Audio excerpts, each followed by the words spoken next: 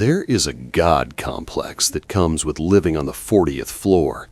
You look down at the world and you feel removed from it. The noise, the crime, the dirt, it's all happening down there while you float above it in a climate-controlled glass box. I paid a fortune for my condo at the Spire specifically for the privacy. No one can see in, no one can reach you. Or at least that's what the brochure said. I learned the hard way that glass walls don't keep people out. They just put you on display. It was a Thursday night. I had just gotten home from the firm. I poured myself a scotch, Macallan 18, and loosened my tie. I stood by the window, looking out at the Space Needle in the distance. It was a clear night. You could see for miles. I was taking a sip of my drink when I heard it. It was subtle at first. I thought it was the fridge compressor, but it got louder, and it was coming from outside. I walked closer to the glass. Hovering right outside my balcony railing, 40 stories up, was a drone. It wasn't a cheap toy store quadcopter. It was a hexacopter, 6 rotors. It was matte black, industrial looking, with no lights. It hovered perfectly still, fighting the high-altitude wind with terrifying stability. I felt a flash of annoyance. Paparazzi? Peeping comms?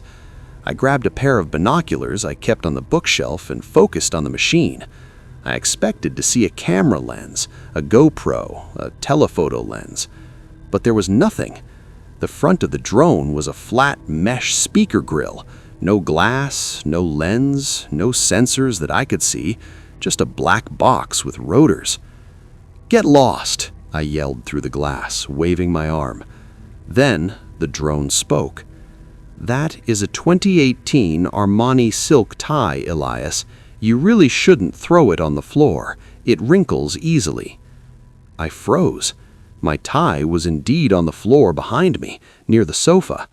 I looked at the drone. "Who is this?" I shouted, my voice muffled by the thick, soundproof glass. The voice boomed through the speaker. It was loud enough to vibrate the window pane.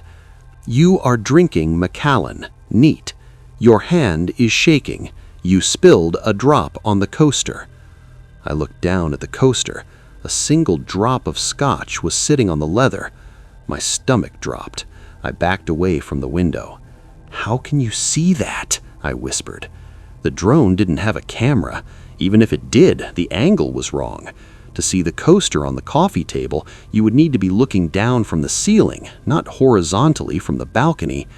I ran to the wall panel and hit the button for the automated blinds. The view of the city disappeared.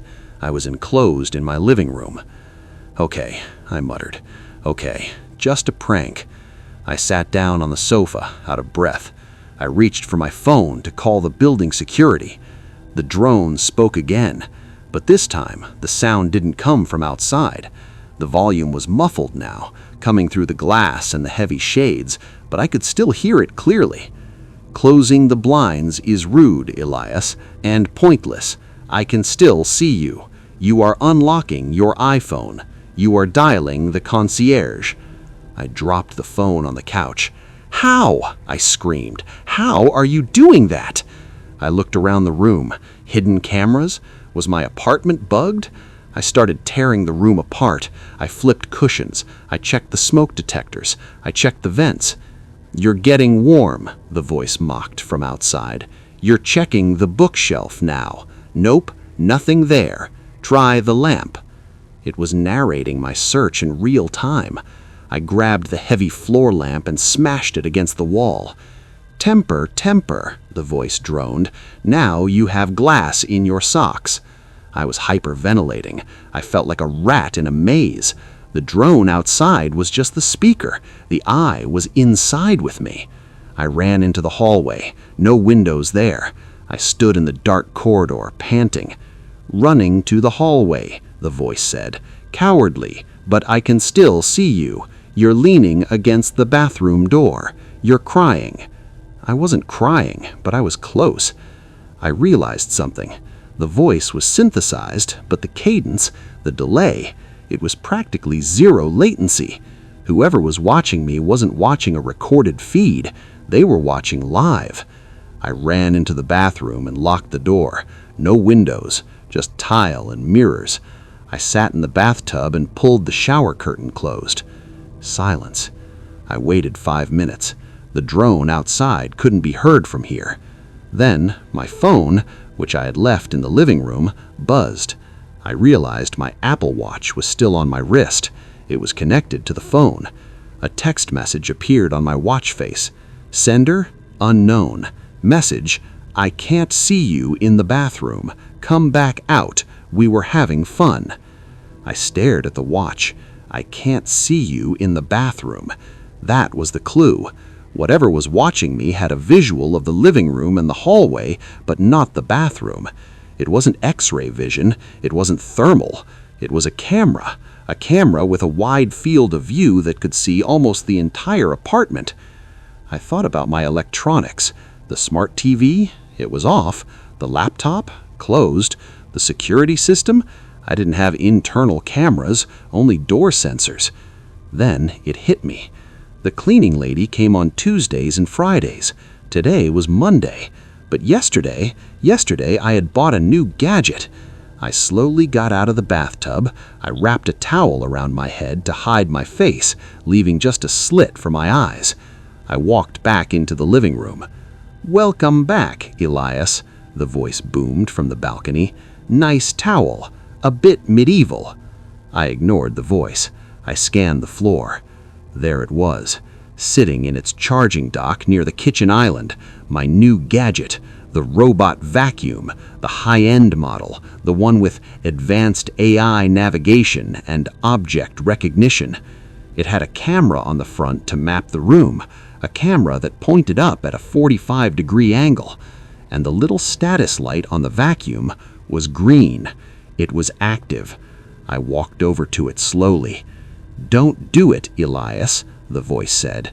The tone changed. It sounded urgent now. "Don't touch it." I knelt down in front of the vacuum. I looked right into its plastic lens. "Found you," I whispered. I grabbed the vacuum by the handle. "Put it down," the drone screamed. "I know where your sister lives. I know your bank codes." I ran to the balcony doors. I hit the button to raise the blinds. The drone was still there, hovering right against the glass. I unlocked the sliding door. The wind roared in, freezing cold. The drone backed up a few feet. I held the robot vacuum over my head. The little wheels spun helplessly in the air. "Game over," I yelled. I hurled the vacuum cleaner off the balcony. I watched it plummet 40 stories down. It tumbled end over end, flashing green, until it disappeared into the darkness of the city below. The drone hovered for a second. The speaker crackled one last time. "Expensive mistake." Then the drone banked sharp left and zipped away, disappearing behind the neighboring skyscraper. I called the police. I called the FBI. They examined my network. It turns out the smart vacuum had a factory default password that I hadn't changed. A hacker had scanned for open ports in the building, hijacked the vacuum's camera feed, and used a drone to taunt me. They were swatting me, toying with me for sport. But here is the part that made me sell the condo. The police recovered the smashed vacuum from the street below. They pulled the data logs. The hacker hadn't just been watching me that night. The logs showed the camera was active for 3 weeks, but I only bought the vacuum 2 days ago. The logs showed data from a previous IP address. The vacuum wasn't new. It was a return. Someone had bought it, hacked it, installed a back door, returned it to the store, and waited for an idiot like me to buy it and bring it into my home. I don't have smart devices anymore. No Alexa, no Roomba, no baby monitors. I have a broom, I have a flip phone, and I live on the first floor now, because I never want to be in a position where the only way out is down.